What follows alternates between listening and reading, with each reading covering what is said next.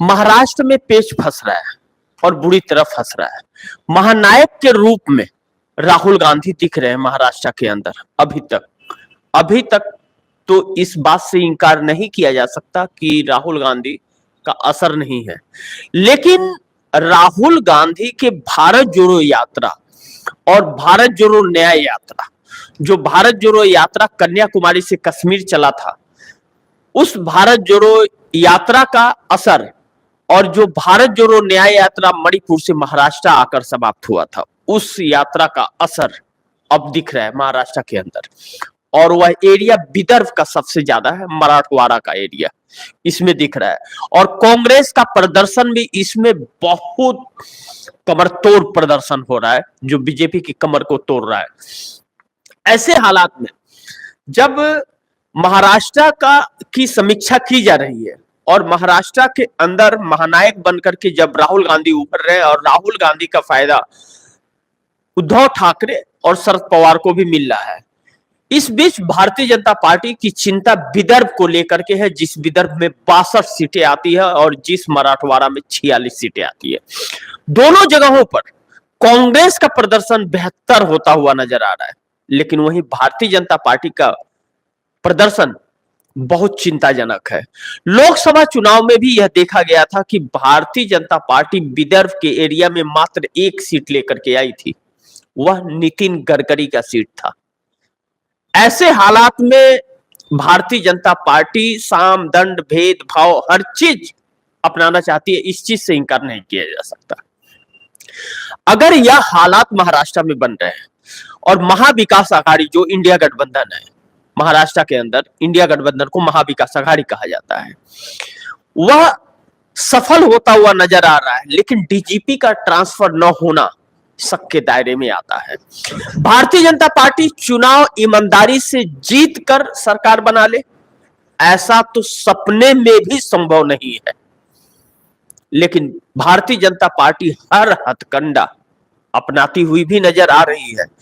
एकनाथ शिंदे और अजीत पवार में तकरार, और एकनाथ शिंदे अजीत पवार भाजपा के अंदर भी तकरार। क्यों? कि ऐसे में सीएम का चेहरा कौन होगा, इस चीज को लेकर के अंदर अंदर जो तकरार चल रही है, वह किस हद तक जाएगी, क्या कर जाएगी, यह आने वाले समय में पता चलेगा। लेकिन इसी बीच जो खबर आई कि बहुत से लोग शरद पवार के टच में भारतीय जनता पार्टी के आ गए इस वक्त, वह क्या संकेत देते हैं और चुनाव आयोग का रोल क्या होगा महाराष्ट्र के अंदर, इस पर भी चर्चा होगी।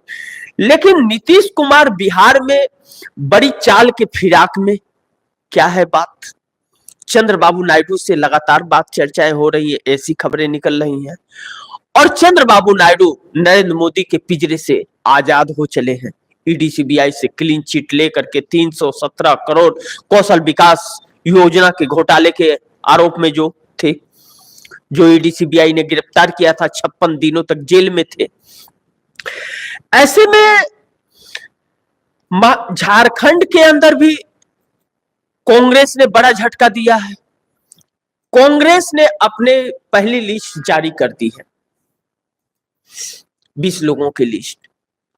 अब ऐसे में चौंकाने वाले परिणाम भारतीय जनता पार्टी के लिए मुश्किलें पैदा कर सकता है। कल्पना सोरेन सर का दर्द बनी हुई, बाबूलाल मरांडी हो या चंपई सोरेन हो, इन लोगों के आपस के तकरार लगातार बढ़ते जा रहे हैं।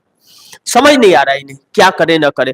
कल्पना सोरेन का तोड़ अभी तक भारतीय जनता पार्टी निकाल नहीं पाई है।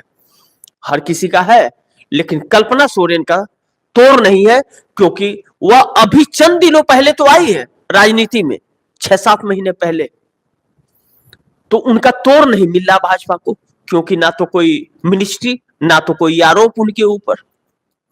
ऐसे में भारतीय जनता पार्टी के लिए उनके ऊपर हमला कर पाना बड़ी मुश्किल हो रहा है। लेकिन एक चीज और कि कल्पना सोरेन, हेमंत सोरेन और प्रियंका गांधी और राहुल गांधी को लेकर के बंटी बबली कहने से भी भारतीय जनता पार्टी परहेज नहीं कर रही है।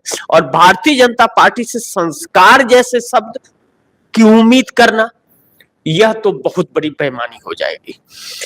इस वक्त जब महाराष्ट्र के अंदर विदर्भ और मराठवाड़ा एक महत्वपूर्ण चीज हो गया है और विदर्भ में प्रदर्शन बहुत बेकार रहा भारतीय जनता पार्टी का लोकसभा चुनाव में, और पूरे महाराष्ट्र के अंदर मात्र 9 सीटों पर सिमट गई। 150 सीटों को जब टारगेट किया भारतीय जनता पार्टी ने कि वहां पर कौन से विधानसभा क्षेत्र में सबसे ज्यादा वोट मिले हैं इंडिया गठबंधन को और कांग्रेस को, उस जगहों से जब वोटर लिस्ट से नाम कटवाने में जुट गई कि ऐसे नहीं तो ऐसे वोट ही नहीं डालने देंगे, वोटर लिस्ट से नाम ही कटवा दो, अब भारी मात्रा में कटने की बातें आ रही है, तो क्या इंडिया गठबंधन इस पर सक्रिय है, इधर ध्यान दे रहा है? इस पर भी चर्चा होगी। लेकिन महाराष्ट्र के अंदर एकनाथ शिंदे और अजीत पवार के जो हालात इस वक्त मौजूदा है, अजीत पवार बहुत ही नाम मात्र सीटों पर सिमट रहे, तो उनकी राजनीति का क्या होगा? जो दैनिक जागरण के अनुसार वह 5 से 6 सीटों से ज्यादा नहीं ला रहे हैं और खुद की सीट अजीत पवार जीत जाएंगे, इस चीज की गारंटी उन्हें नहीं लग रही है। जब ऐसे हालात हो गए हैं तो अजीत पवार अपने चाचा शरद पवार के पास जाना चाहते हैं, लेकिन शरद पवार उन्हें लेने से अस्वीकार कर दिया है कि गद्दारों के लिए कोई जगह नहीं है, चाहे वो बेटा हो चाहे जो भी हो। जिस वक्त अजीत पवार छोड़कर शरद पवार से गए थे, उस वक्त शरद पवार ने जिस तरह पार्टी को फिर से खड़ा किया और चंद दिनों में खड़ा किया, कोई दूसरा होता तो घुटने के बल आ जाता। लेकिन पहचान शरद पवार की तब हुई जब वह छोड़ के और पार्टी 40 विधायकों के साथ चले गए, तो दूसरे सिंबल के साथ पार्टी को खड़ा करके और उससे बेहतर, पहले से भी बेहतर परिस्थिति में लाने का दूसरे शरद पवार को गया। और राहुल गांधी उस वक्त जो खड़ा हुए, चाहे उद्धव ठाकरे को एकनाथ शिंदे जब छोड़ करके गए और राहुल गांधी उनके साथ खड़े हुए, तब भारतीय जनता पार्टी का मकसद नाकामयाब हो गया। जिसे कमजोर करके अपनी राजनीति रोटियां भारतीय जनता पार्टी सेकना चाहती थी, वह दांव उल्टा पड़ गया। और आज अगर अजीत पवार सीटें न ला सके तो भारतीय जनता पार्टी उनको खा जाएगी, ऐसी कि ढकार भी नहीं लेगी। इस हालात में अजीत पवार आ गए। इस विधानसभा चुनाव में जो 20 तारीख को वोटिंग होगी और 23 तारीख नवंबर को काउंटिंग होना है, इसमें अजीत पवार का पूरा इस्तेमाल किया जा रहा है मराठवाड़ा और विदर्भ एरिया के लिए, और एकनाथ शिंदे का भी किया जा रहा है। लेकिन भारतीय जनता पार्टी 151 सीटें लड़ रही है, लेकिन वह पूरी फिराक में 151 के है सामदंड भेदभाव। और अगर इसमें से कम हुए भाजपा के, तो वह एकनाथ शिंदे को अगर आए तो उनको अपने तरफ मिला लेगी और एकनाथ शिंदे को भी दरकिनार कर सकती है। एकनाथ शिंदे सीएम बनना चाहते हैं, अजीत पवार भी सीएम बनना चाहते हैं। भारतीय जनता पार्टी अंदर ही अंदर देवेंद्र फडणवीस को कहीं ना कहीं सीएम मान चुकी है, जो अभी डिप्टी सीएम थे। पहले सीएम थे, फिर डी प्रमोशन डिप्टी सीएम और फिर प्रमोशन सीएम। ऐसे में महाराष्ट्र की राजनीति उलझ रही है। लेकिन इंडिया गठबंधन को लेकर के अभी चंद दिनों में जो तकरार नजर आए, इस तकरार का फर्क पड़ता हुआ राहुल गांधी के ऊपर नहीं दिख रहा है।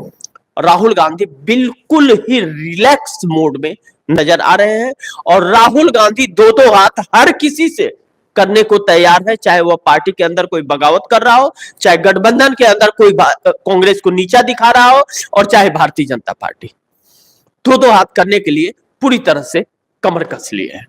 और राहुल गांधी के हाथ में पूरा कमान, हार होगी तो राहुल गांधी की होगी, जीत होगी तो राहुल गांधी की होगी, टिकट बंटवारा हो, चाहे पार्टी की रणनीति हो महाराष्ट्र और झारखंड के लिए, राहुल गांधी स्वयं इसे संभाल रहे हैं। पहली बार राहुल गांधी किसी प्रदेश का विधानसभा चुनाव की कमान संभाल रहे हैं। ऐसा नहीं कि अभी तक नहीं संभाल रहे थे, बिल्कुल संभाल रहे थे, लेकिन अभी तक की जो परिस्थितियां थी वह अलग थी।